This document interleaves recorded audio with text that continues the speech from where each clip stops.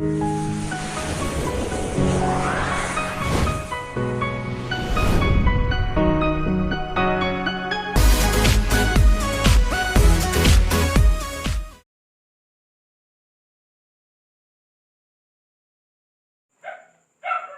Class में बहुत बहुत स्वागत है मेरे दोस्त। तो आज हम लोग पढ़ाई करेंगे उत्तल लेंस द्वारा प्रतिबिंब प्राप्त करने का नियम तथा उत्तल लेंस में बनने वाले प्रतिबिंब का विभिन्न प्रकार का शर्त, वस्तु को कहाँ रखेंगे तो उसका प्रतिबिंब कहाँ बनेगा। तो चलिए बारी बारी से हम लोग इस सब पॉइंट के बारे में स्टडी करें। तो फर्स्ट, उत्तल लेंस द्वारा प्रतिबिंब प्राप्त करने का नियम क्या है। तो ये नियम पढ़ने से पहले कुछ जानकारी हासिल करें। उत्तल लेंस के सामने जब कोई वस्तु रखी जाती है तो लेंस द्वारा उस वस्तु का प्रतिबिंब प्राप्त होता है। वस्तु का प्रतिबिंब उस बिंदु पर प्राप्त होता है जहां कम से कम दो अपवर्तित किरणें मिलती है। यह उस बिंदु से मिलती हुई मालूम पड़ती है। तो इसके प्रतिबिंब प्राप्त करने के लिए निम्नलिखित नियम है, जिसे पॉइंट बाय पॉइंट हम लोग अध्ययन करेंगे। तो चलिए दोस्तों देख लिया जाए नियम नंबर 1। नियम 1 कहता है कि उत्तल लेंस के प्रधान अक्ष के समांतर उत्तल लेंस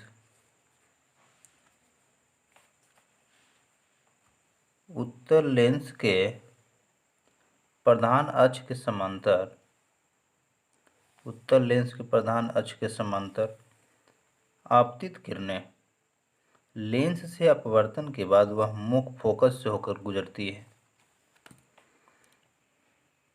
तो फिर से दोस्तों एक बार, उत्तल लेंस के प्रधान अक्ष के समांतर आपतित किरणें लेंस से अपवर्तन के बाद वह मुख्य फोकस से होकर गुजरती है। चलिए डायग्राम में देखा जाए। प्रधान अक्ष के समांतर दो किरणें लेंस से अपवर्तन होने के बाद मुख्य फोकस से होते हुए गुजरा है। ये रहा नियम नंबर 1। तो नियम नंबर 1 फिर से एक बार देख लें। उत्तल लेंस के प्रधान अक्ष के समांतर आपतित किरणें लेंस से अपवर्तन के बाद मुख्य फोकस से होकर गुजरती है। चलिए दोस्तों अब नियम नंबर 2 स्टडी करें। तो नियम नंबर 2 कहता है कि पतले उत्तल लेंस में प्रकाशीय केंद्र से होकर गुजरने वाली आपतित किरणें लेंस से अपवर्तन के बाद सीधी रेखा में गुजर जाती है। फिर से एक बार, नियम नंबर 2। तो नियम नंबर 2 कहता है कि पतले उत्तल लेंस में प्रकाशीय केंद्र से होकर गुजरने वाली आपतित किरणें लेंस से अपवर्तन के बाद सीधी रेखा में गुजरती है। जैसे ये रहा पतले उत्तल लेंस, तो प्रकाशीय केंद्र से होकर गुजरने वाले आपतित किरण लेंस से जैसे ही अपवर्तन हुई वह एक सीधी रेखा में चला गया। तो इस तरह से नियम नंबर 2 पूरा होता है। तो अब हम लोग बारी बारी से पढ़ेंगे उत्तल लेंस में विभिन्न प्रकार के प्रतिबिंबों का निर्माण की शर्तें। उत्तल लेंस में विभिन्न प्रकार के प्रतिबिंबों का निर्माण का जो शर्त है, उस शर्त को बारी बारी से हम लोग अध्ययन करेंगे। तो चलिए, उत्तल लेंस में विभिन्न प्रकार के प्रतिबिंबों का निर्माण होने की शर्त निम्नलिखित है। तो देखा जाए, पहला, जब वस्तु को अनंत पर रखा जाता है, पहला पॉइंट। दूसरा, जब वस्तु को मुख्य फोकस पे रखा जाता है। तीसरा, जब वस्तु को लेंस की दुगनी फोकस पर रखा जाता है। चौथा, जब वस्तु को प्रकाशीय केंद्र और मुख्य फोकस के बीच में रखा जाता है।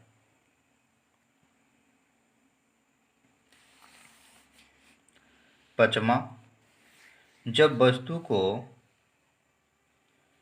2f और f के बीच में रखा जाता है। छठा, जब वस्तु को अनंत और 2f के बीच रखा जाता है। तो दोस्तों, हम लोग बारी बारी से 6 पॉइंट को नोट किए। अब इस 6 पॉइंट को बारी बारी से डिटेल में अध्ययन करेंगे। वस्तु को कहाँ रखेंगे, तब उसका प्रतिबिंब कहाँ निर्माण होगा, उसका प्रकृति कैसा होगा, सबको पॉइंट बाय पॉइंट हम लोग इस क्लास में अध्ययन करते हैं। तो चलिए, पहला पॉइंट है, जब वस्तु को अनंत पर रख दिया जाता है। जब वस्तु को अनंत पे रखा जाता है, तो चलिए देखें डायग्राम से। वस्तु अनंत पे रखा गया है। अनंत पे रखी हुई वस्तु समांतर, प्रधान अक्ष के समांतर आती है और लेंस से अपवर्तन के बाद, लेंस से जैसे ही प्रधान अक्ष के समांतर आने वाले सभी किरणें लेंस से अपवर्तित होने के बाद प्रधान अक्ष के इस बिंदु पर कटता है।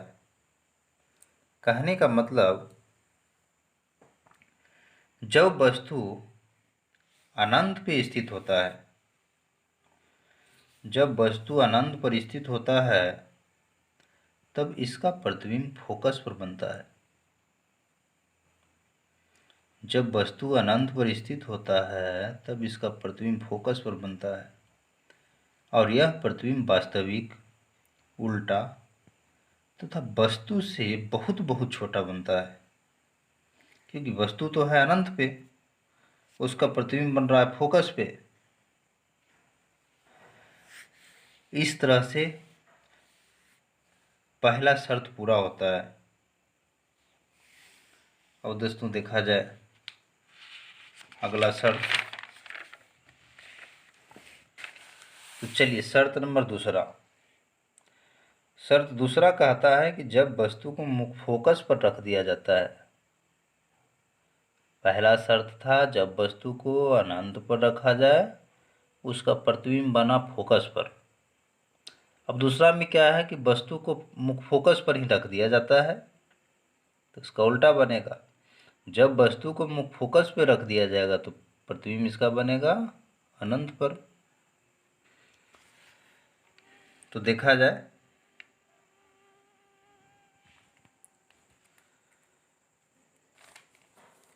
जब वस्तु को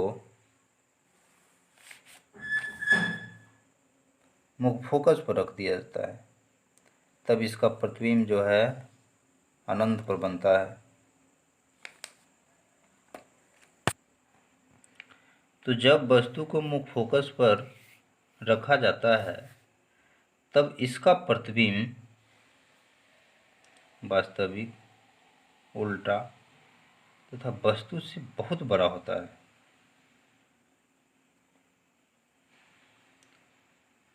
अब पॉइंट नंबर तीसरा,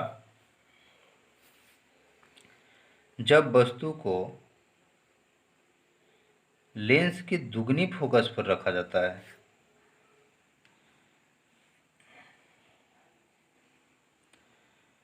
जब वस्तु को लेंस के दुगनी फोकस पे रखा जाता है तब इसका प्रतिबिंब भी 2f पर बनता है। जब वस्तु को 2f पर रखा जाता है तो इसका प्रतिबिंब भी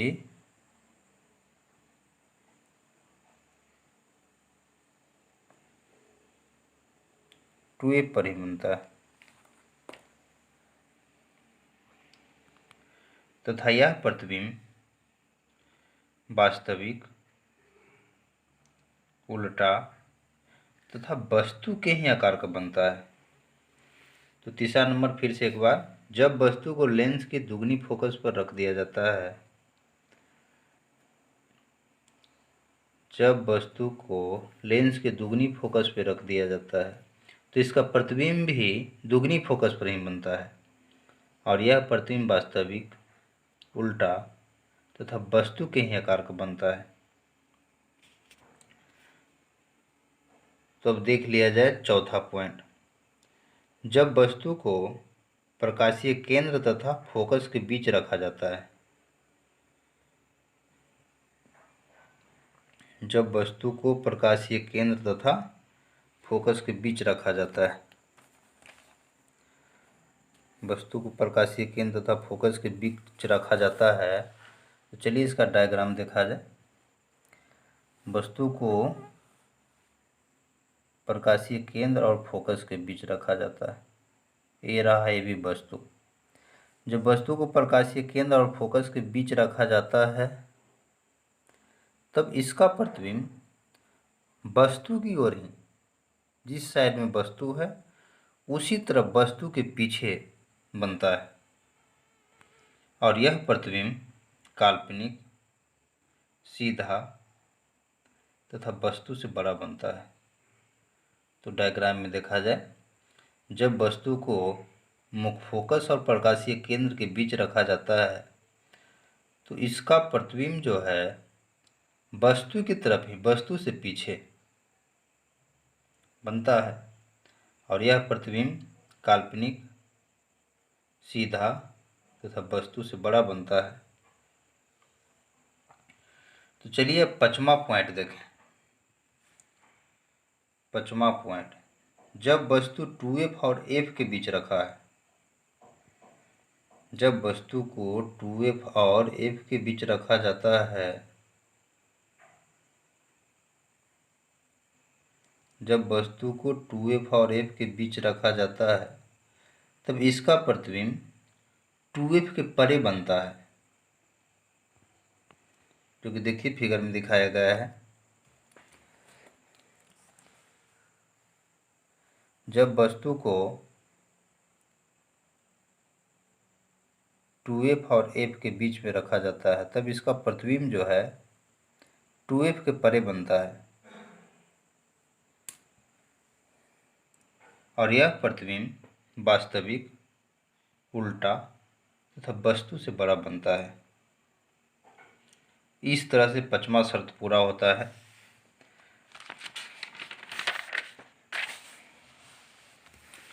तो चलिए अब शर्त नंबर छठा,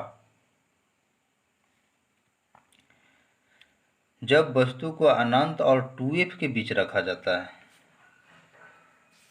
तो वस्तु अब आ गया अनंत और 2f के बीच में। तो जब वस्तु को अनंत और 2f के बीच रखा जाता है तब इसका प्रतिबिंब f और 2f के बीच में बनता है और यह प्रतिबिंब वास्तविक, उल्टा तथा वस्तु से छोटा होता है। चलिए एक बार फिर डायग्राम में देख लें।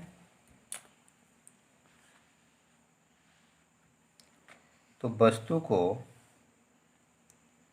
2f और अनंत के बीच में रखा गया है तब इसका प्रतिबिंब जो है f और 2f के बीच में बना है, f और 2f के बीच में बना है।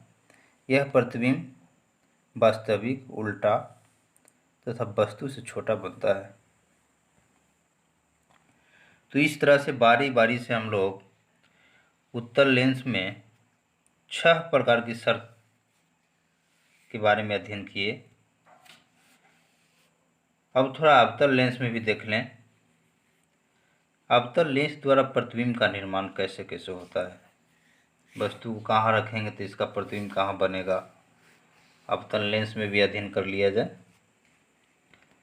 तो चलिए, पहला पॉइंट है, जब वस्तु अनंत पर स्थित है। तो अवतल लेंस में भी जब वस्तु अनंत पर स्थित है तो इसका प्रतिबिंब भी मुख्य फोकस पर बनता है और यह प्रतिबिंब काल्पनिक, सीधा तथा वस्तु से बहुत बहुत छोटा होता है।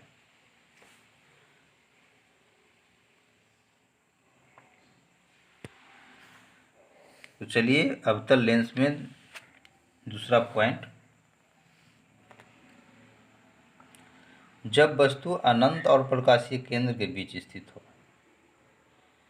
जब वस्तु अनंत और प्रकाशीय केंद्र के बीच रखा जाता है तब इसका प्रतिबिंब जो है मुख्य फोकस और प्रकाशीय केंद्र के बीच बनता है।